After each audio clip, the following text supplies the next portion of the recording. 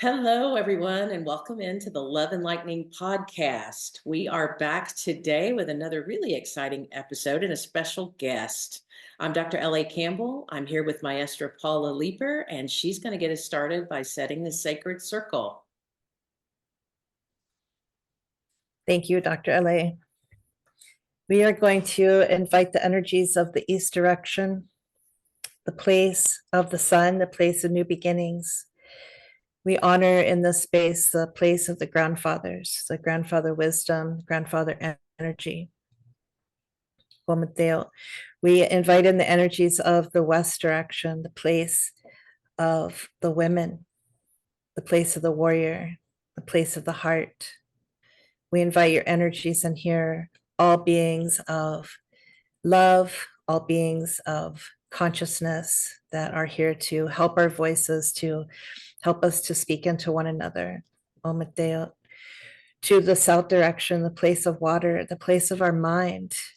We ask for the young male warrior energy to come into the space and help us to speak words that come into our hearts, to help us to breathe the truth. To the north direction, the place of the grandmother energy. We offer our hearts and our voices and our ears to allow you to whisper those words of wisdom and consciousness into our being.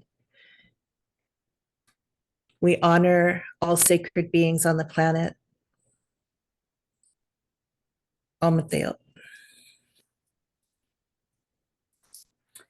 We have a guest today. Her name is Claudia. She lives here in Arizona. She is a medium. And Claudia was a nice, logical, rational person until her son David passed at the age of 29. She decided she wasn't letting him go, and she wasn't ready to go where he went. So she accepted his invitation to stay connected with them and began almost daily letters to and from David. She has a book that she wrote with him. It's called Letters to David, Following My Son into Spirit. And it's the tale of how she and David learned to have a new relationship in two different worlds. Claudia is a medium, a Reiki Master, and her healing practice is in Arizona. For more information on Claudia's journey, we'll put it in the show notes, but her website is www.hello-from-home.com. Letters to David, Following My Son into Spirit. She's going to offer us a new lens through which she views life, death, and everlasting connections that continue to enrich our lives. Welcome, Claudia. Thank you so much for being here. Thank you for allowing us to chat with you and have a plática and to connect with you. And later, we'll talk about my experience with you as well. Oh, okay. And it's an honor and a privilege to be with both of you. It's always just great to talk about the journeys that we're on, about my journey, about other people's journeys. So I thank you for having me. Would you like me just to go ahead with what you suggested in questions? Well, some of the questions are okay, and some of them might not pertain to you. So if you will give us an introduction of who you are, what you're doing on the planet, how you came to be a medium, talk about your work, talk about your book. We want to hear all the good stuff. All right, thank you. So I told you both before we went live that I had suggested a bio. I wrote a book. It was short, but also when Letters to David was published, it felt like that was what my life was all about. And it was huge for me. It felt like the purpose of me living, the purpose of David living and passing was to put the information out that love does not die, that our people, and not just our team, but those we love, those physical people that we love, just don't go away. And early on, the only belief I had had about the afterlife was it didn't make sense for whoever makes people to make somebody, have them show up and be around for whatever, 29 years or 60 or 80 or 90 years, and then just to have them go away. That just didn't make logical sense. And I was in accounting, so everything had to make logical sense.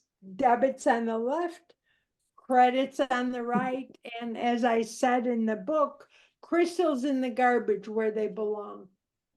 Because I was very black and white, very, this is true, this is not.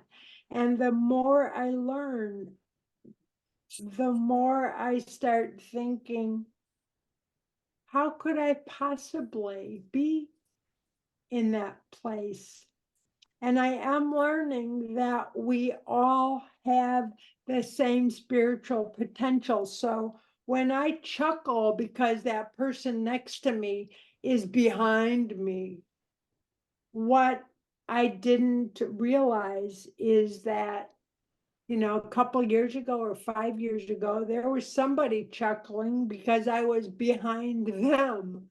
And it's almost like me feeling superior as an adult that I can walk so well when a 2-year-old has trouble, Yeah. So just being open, becoming open to spiritual recovery, becoming open to there just might possibly be more truth or a different truth than I've always been used to. And in mediumship training, they call it unfoldment. And I love that idea and that term. As I unfold, more and more and more parts of me show up. And Mm. they may not make any sense based on who I was, and it's okay. But my son's passing, I was the tender age of 60, he was 29. And I just wasn't going to let him go. Along with the being logical, I was also very stubborn and continue to be, because, yeah, just in case somebody who knows me enough will see this. So David passed on a Monday, and on a Friday, I said, I love you too. I love you, David. And I always, would talk to the ceiling like that's where spirit was. And I heard right away David respond, love you too, Mom. Not only as a thought, which was not my thought, but with his phrasing and with, it just felt like David. So that's what started me off. A friend of mine said at that point, I told her what was going on, that he was talking to me and talking and talking.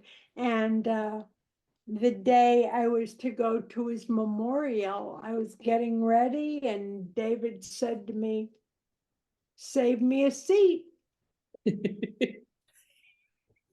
And we would argue back and forth. We really enjoyed arguing with each other. So I said, I'm not going to save you a seat. There's 8 seats at my table. I already know everybody that's sitting there. And that was the end of that. I thought. I get to the hall. There's that table I'm sitting at. There's 8 seats. But I had made a mistake in my addition, I guess. And my friend Karen looked and saw, I don't know how she figured it out, but she said, don't worry about it.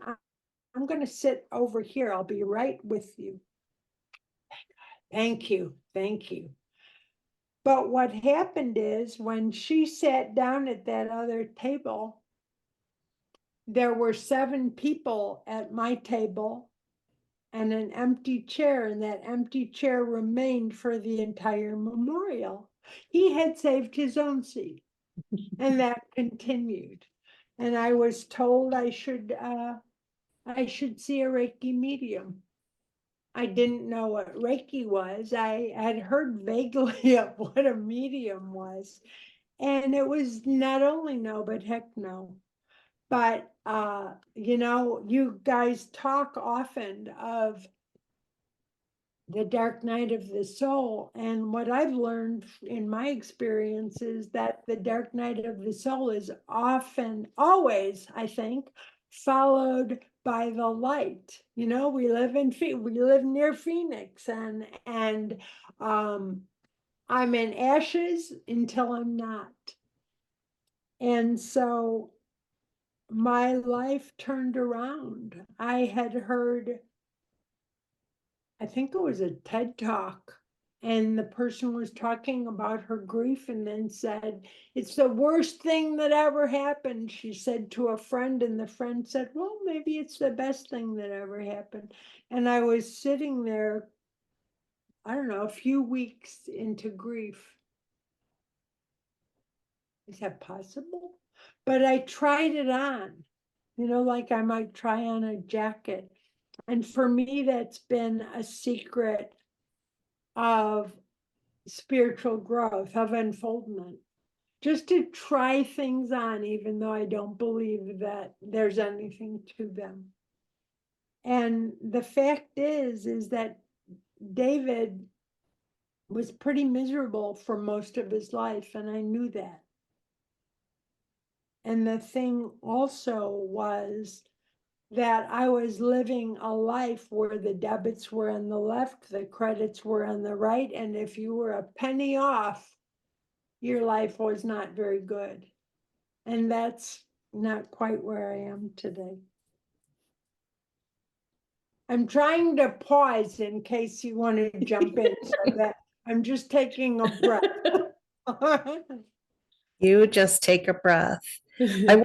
I want to know this a little more about the TED Talk. If I understand what you said, was that instead of it being the worst thing that ever happened, you tried on having it be the best thing that ever happened, and that's what changed for you. Yeah, Beautiful. I think that was a big part of it. As I've continued to learn and to grow, I hope, I keep hearing that what I see and know is limited to what I'm open to. And even in mediumship, you know, there are a lot of mediums and they don't want to see a little kid. I'll see everything but a little kid. Mm, And we don't see it if we're not open to it. And I love that idea, just learning to take the blinders off, you know? yeah, yeah. Tell us, I know you've explained how you connect with your son. He just showed up and started talking to you and you could hear him. Is it audible? Is it a thought? Is it a feeling? How does it show up for you?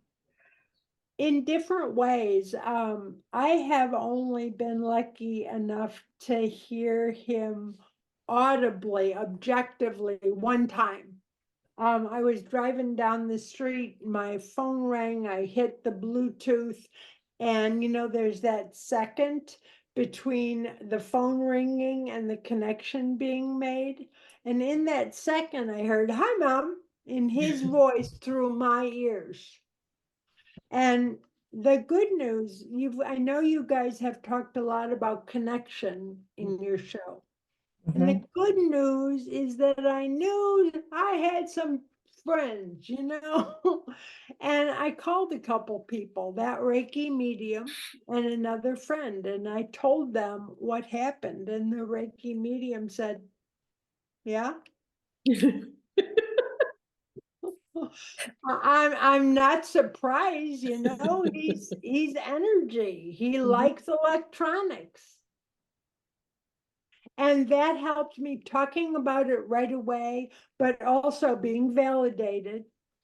right away, helped me a lot to know, oh my gosh, my boy is here. He's here. And, it's almost like every time I get that validation that he's here, however I get it, I see him sitting in the recliner smoking a cigarette on Christmas Day, a few months after he's passed. And I yell at him because he's smoking in my house. Mom, it's not real. But, real is up for debate, right? Right. But no matter how he connects with me, it makes my heart jump every time. Mm. Because one more time I'm reminded he is too here. And when somebody I'm working with, they love to say, hey, I just got, this happened. Could this possibly be my loved one? And I'll tell them I don't even answer that question. And I'm going to ask you, if you think you got a sign, don't go over next door to the evangelical neighbor and ask them if that's a sign. That your heart knows, and our hearts do know. And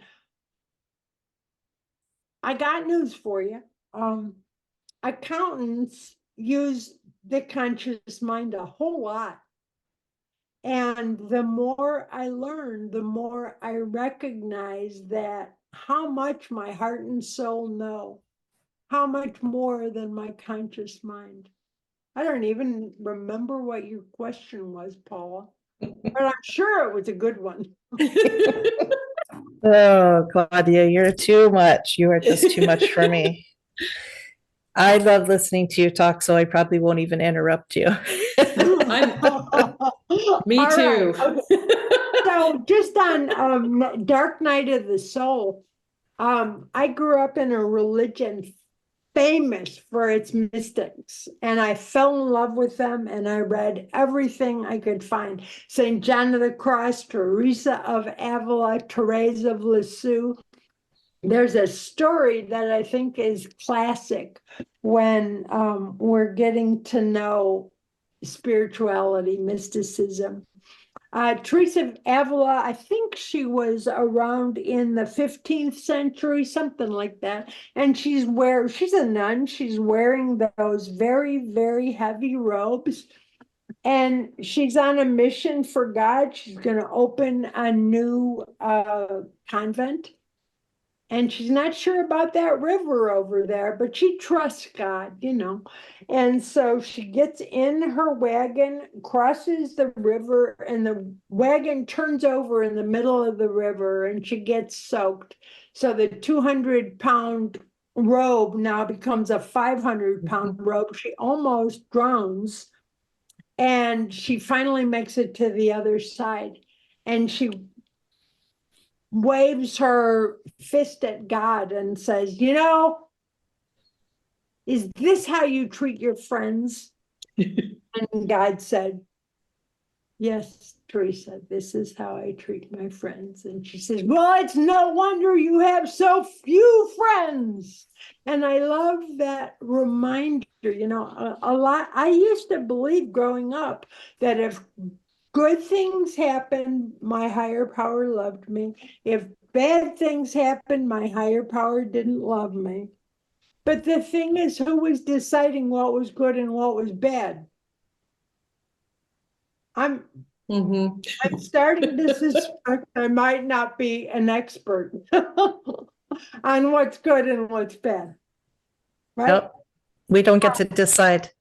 Well, yeah, but beyond that, I mean, my idea of what's good today,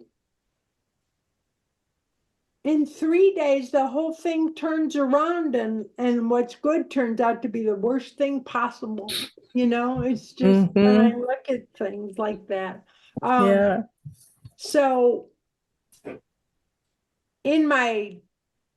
I've learned that whenever there's a what I would call a dark night of the soul, can I really call it a dark night of the soul? Because it always opens up an opportunity for brilliance, for grace, for beauty, for magic.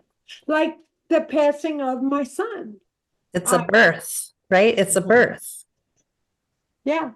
And I'm closer to him than I ever was. And we were pretty close most days. But he's riding on comets. And there's a line in the book. I'm trying to start my comet, and he taught me how to write on comets.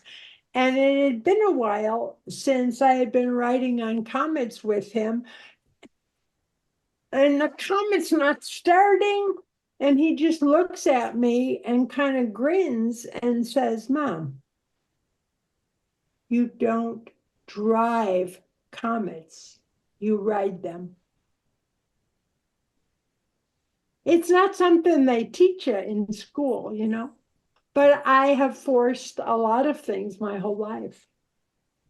So, you had asked about gifts that I had as a child.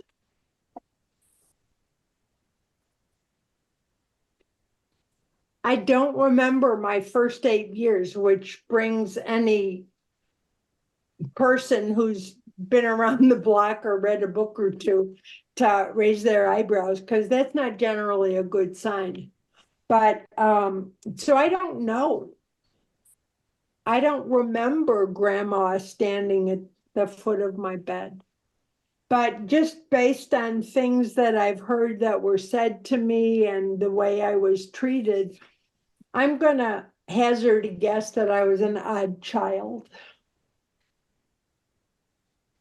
And so I'm going to claim it.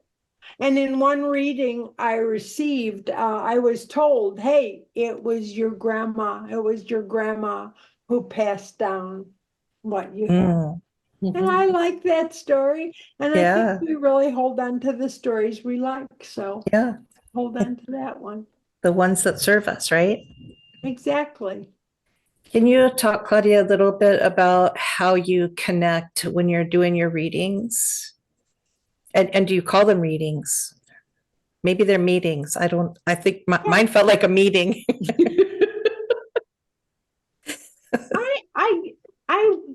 I'm really careful about using any kind of words. English, I'm a recovering English major. And so, for example, I've heard about the term channeling. And generally it's accepted in the United States. But in Britain, most people will say no. And a teacher of mine said, no, I don't believe in channeling. So I'm curious. And I said, well, what's your definition of channeling? He wouldn't give me one. How can you believe in something you can't, you don't know what it is, right? So I'm careful with words. I'm just going to say that. But I don't care what people call it. I refer to it as a reading. I'm not exactly sure why. How do I connect? It's just intention. And I used to think there was intention and there was action, and they go together and they have to go together, and one by itself, no good. And I'm learning that intention is so powerful just by itself. What I've heard is that when I go to spirit, probably, I'm sure again, I'll intend to go over there and I'll be over there. And the same thing happens here, but because we are so veiled, right? It's just not as easy as that. But with the reading, I simply set an intention. It's almost like an on and off switch. And I'll be having lunch with somebody and they'll say, do you see my mother? Why would I see your mother? The switch is off. I'm not here to do that. If you're listening to the podcast, Claudia has her hands up like, what in the heck? I'm eating. The switch is off. Yeah, yeah. So I do prepare ahead of time. I do a lot of meditation. The only reason I do a lot of meditation is because I found out how much it serves me. I think that's why we do anything we do, right? So that serves me and the person I sit with.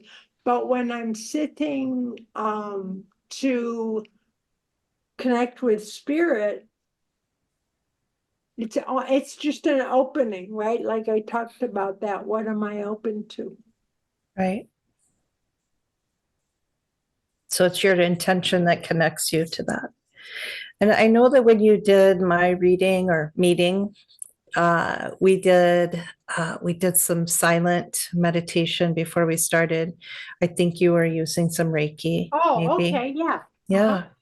I Yeah. almost always start with Reiki. I did it for a couple years and then a teacher said, no, you don't start with Reiki.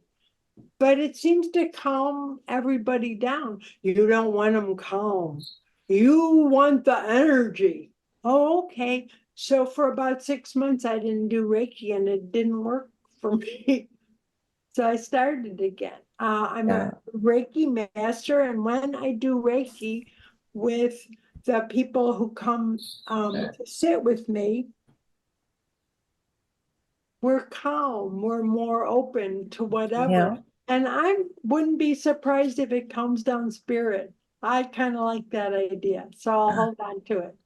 I liked it a lot. It just helped me to not be so nervous and to help me set my intention, even though we had someone come through that I didn't, you might not remember, but I'll talk about it in a few minutes. No, let me rephrase that. Would you be willing to read one of your letters or a portion of maybe one of your favorites? Sure, I am ready. Yay! First of all, I'm just going to read from a lead, and I'm going to tell you that the way the book is written, at least the middle part with the letters, there's a lead for every topic. The topics might be self-doubt, advice, tough days. And I was starting to write the leads, and David said, well, I want to write the leads too. So what I'm reading from is David's participation in the section on asking for help. He says, most of the time I ask you now while I'm in spirit, I help you with the problem. And the problem is the lady in your mirror. The problem is your fears, your anxieties. You're thinking that you can't when it's so obvious to me that you can. So no, there aren't a whole lot of times when you were worried about money and I caused $1,000 check to appear because you didn't need $1,000 check to appear. You needed to do the footwork and relax. And I helped you do that time and time again. I want you to know that you helped me do the same while I was in the physical world. You trusted in me. You had a belief in me. That was so important to me, to know you always had my back. And I want you to know every day of your life that I always have your back. I love you, Mom.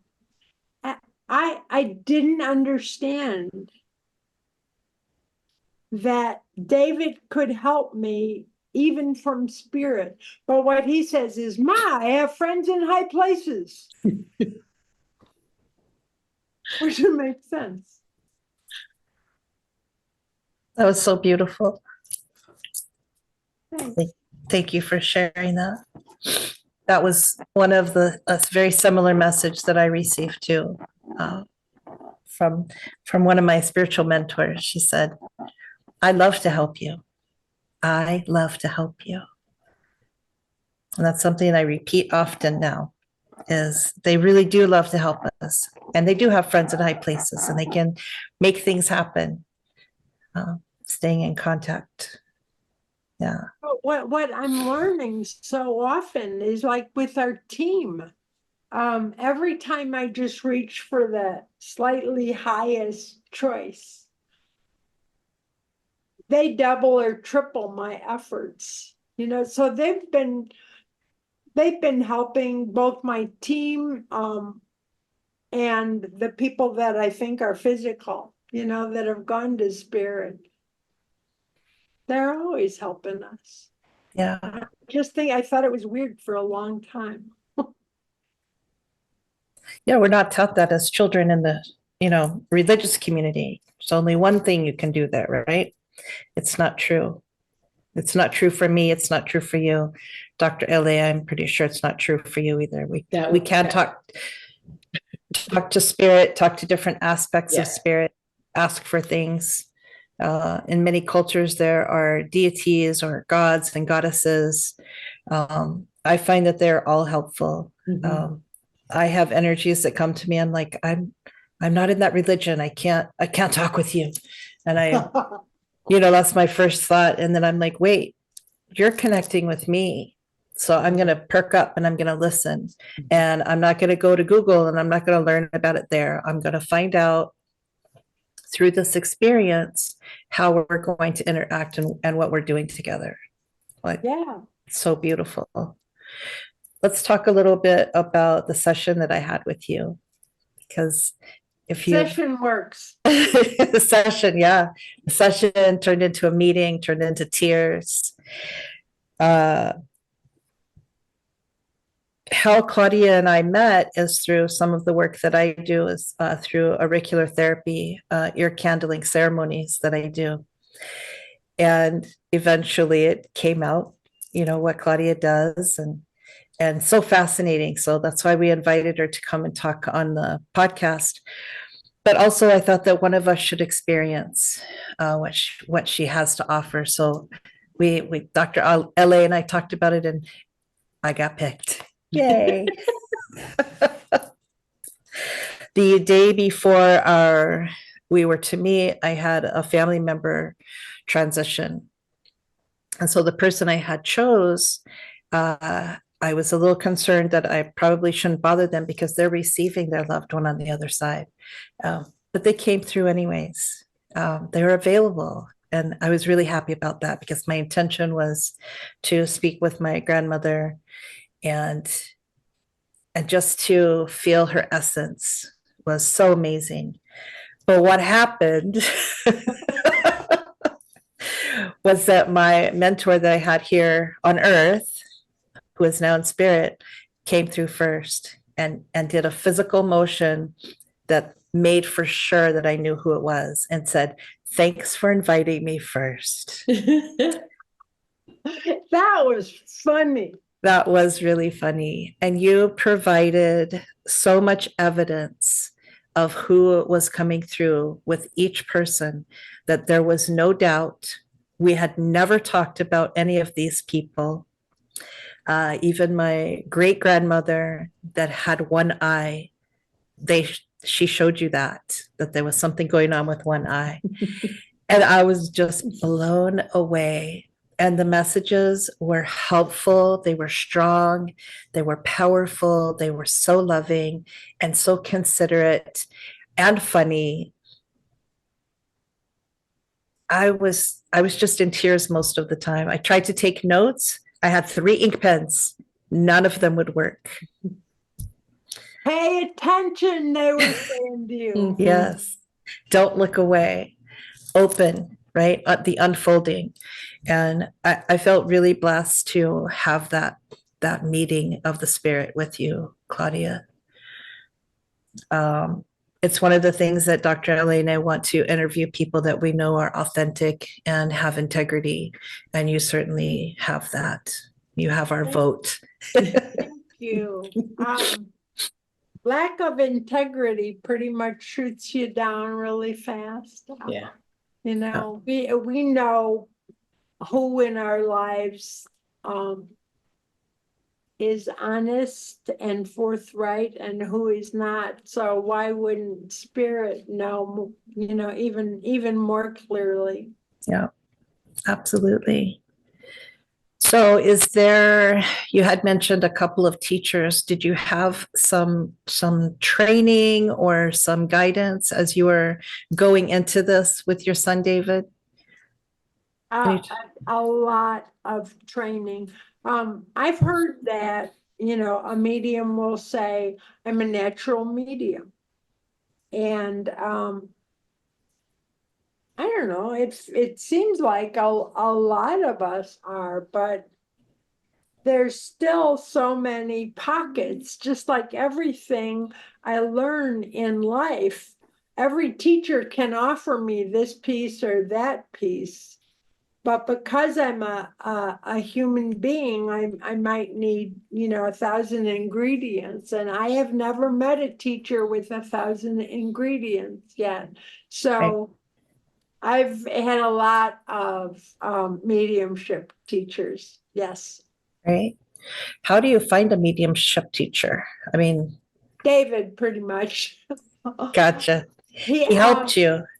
Oh, yeah, and I tell all the people that I read for, except if they know more than I do. Just saying, Paula. But I'll tell them, talk to your loved one. Say, I'm kind of interested in whatever. And then pay attention. I think pay attention is one of the most important spiritual tools that we have, but things like the woman, the woo-woo friend who sat on my patio to listen to my story about my son in spirit talking to me. And she's go to a Reiki medium. Guidance for sure, and Yeah. sometimes I would say, I want to learn about trance, and then there would be somebody would tell me about this great teacher I have. It's trance. I don't think you're into that, but he's doing this special, and that would happen. Or I found out that one of the best ways for me to know I'm done with a teacher is I'm noticing I'm not taking any notes anymore. And with one, there was a discussion in a class I paid for about conspiracy theory. And I'm like, bye-bye. And it was just so much a pretty obvious sign from spirit, from David, yeah, you don't need this anymore. Some people get a teacher and stick with a teacher. I've just found it works better for me to have many teachers. There's a quote, and I wish I could tell you who it was from, but one of the most important things for a child to do is to have many teachers so they learn to think for themselves. Right? Yes. Yep. Yes. Because the teachers that I had didn't agree with each other all of the time anyway. So I had to say, okay, this is what feels right. Not this is what I think is right. Yep. Dr. LA, do you have any questions for Claudia? I have one. I want to make a comment first about what you just said, because that's really powerful. And that's, you just basically, in talking about needing, a child needs many teachers in order to think for themselves. And I think that is the central difficulty with, I'm going to get political for a second, with organized religion, is that people don't realize that they can take bits and pieces of all of these things or other spiritual philosophies. And that ultimately is going to build their own thought form and their own feeling form, the heart, the heart song or the heart message. And I think that's really That's a fantastic statement, Claudia. Thank you for making it because it's the way you build a holistic person on the, that energy body on the inside becomes its own thing. And we start to recognize we're autonomous in so many things, and yet we're connected with everything. Right. Yes. Right. Yes. It's beautiful. One question I had for you is, how did you handle, since you were such, as you said, the accountant and everything had to stay in its black and white column and things like that. When this process started to unfold and you began to have clearly conversations and connections with David, how did that make you feel? Did you struggle from the mental part of your body? Did you struggle with sitting there going, geez, am I nuts? Am I crazy? What's happening? Because I think there are a lot of people that happens to, because it's just so different than what the way they typically see themselves or the way they function. And so I'm just curious as to how that unfolded for you and how you sort of were able to look at yourself and go, okay, yeah, this is good. This is okay. How did you handle that? Was there any fear there? Oh yeah. And I know I am not alone. People don't talk to dead people. I learned that. I knew that for 60 years. And so I've also learned that one of the greatest tasks for me unfolding is to unlearn. I've heard that saying, seeing is believing. But I know today believing is seeing.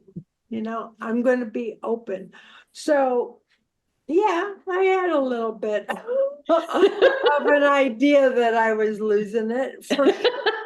And that's actually why I started going to mediums, because I needed the validation that not that the information would be the same that was coming to me as that was coming to the medium, but that there were enough similarities so I could say, okay.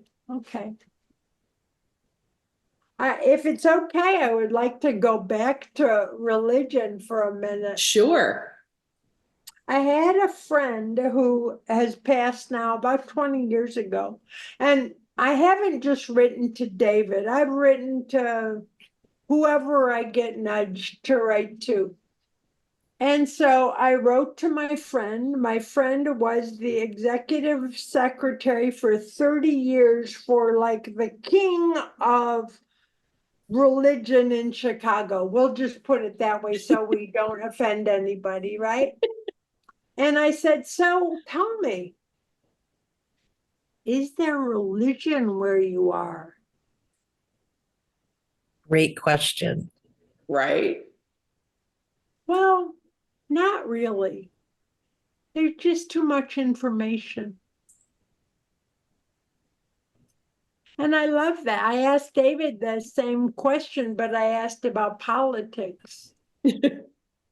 And he said, well, there's something like politics in the lower realms. I love it.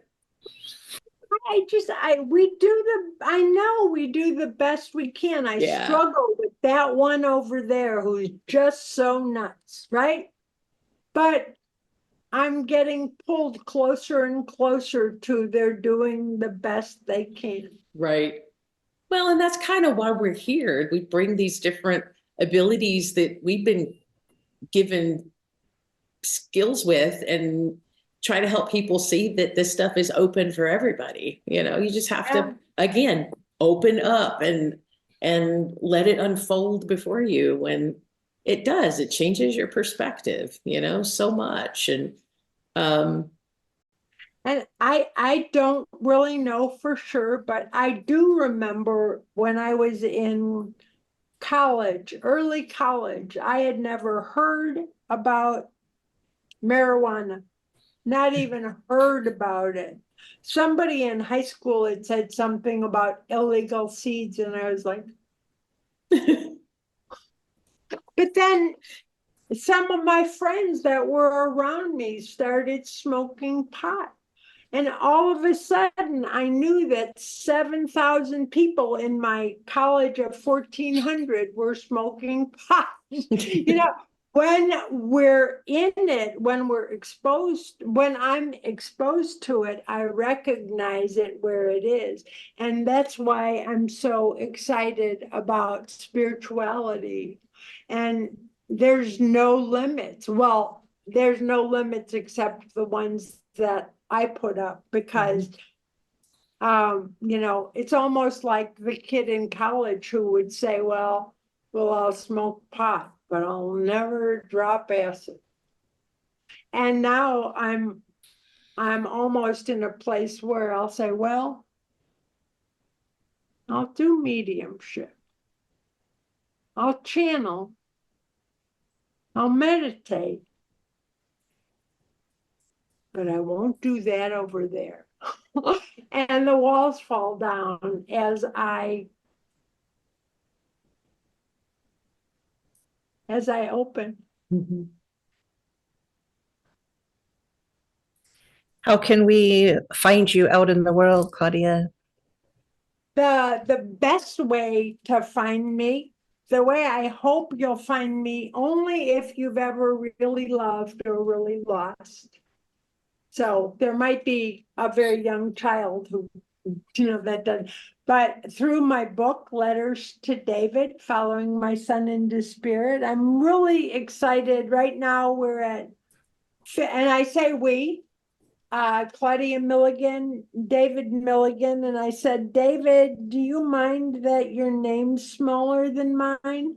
And he said, Ma, my name's in the title. Anyway, you can find me on Amazon. Right now we're at 53 out of 53 five-star reviews, so I'm kind of excited about that.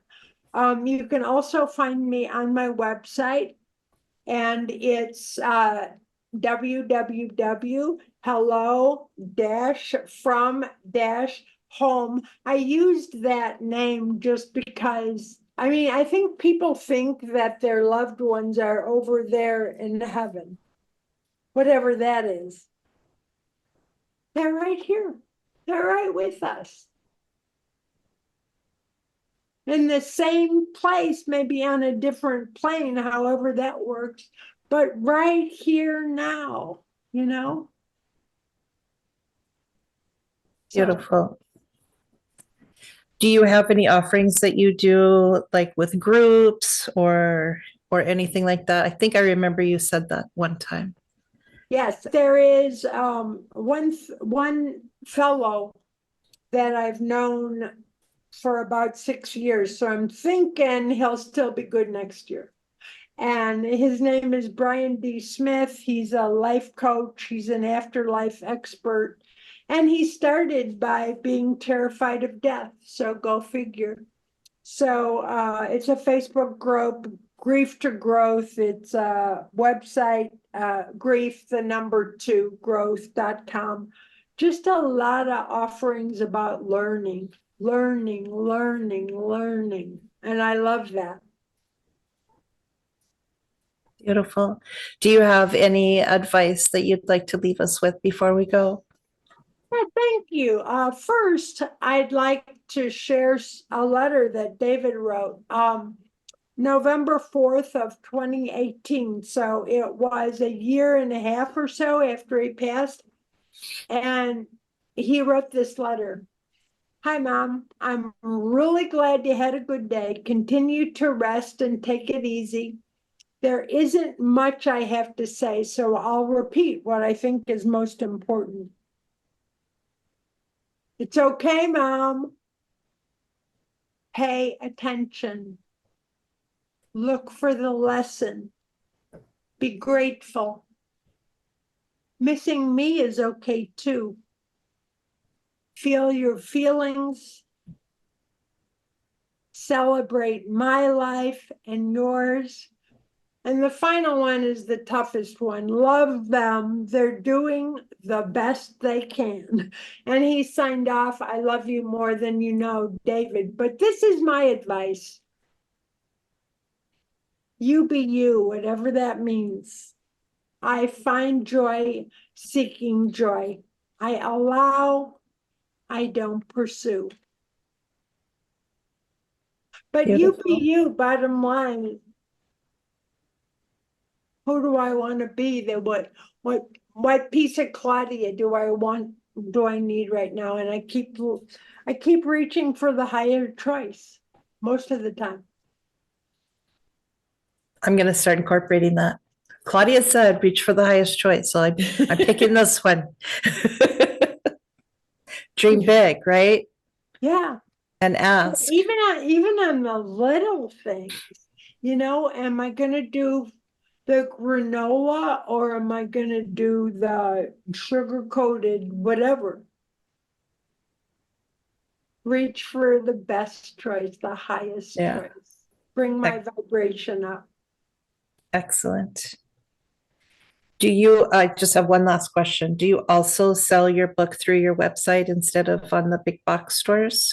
I do not, and that's Oh. that's on. Just remember that I don't always reach for the highest choice.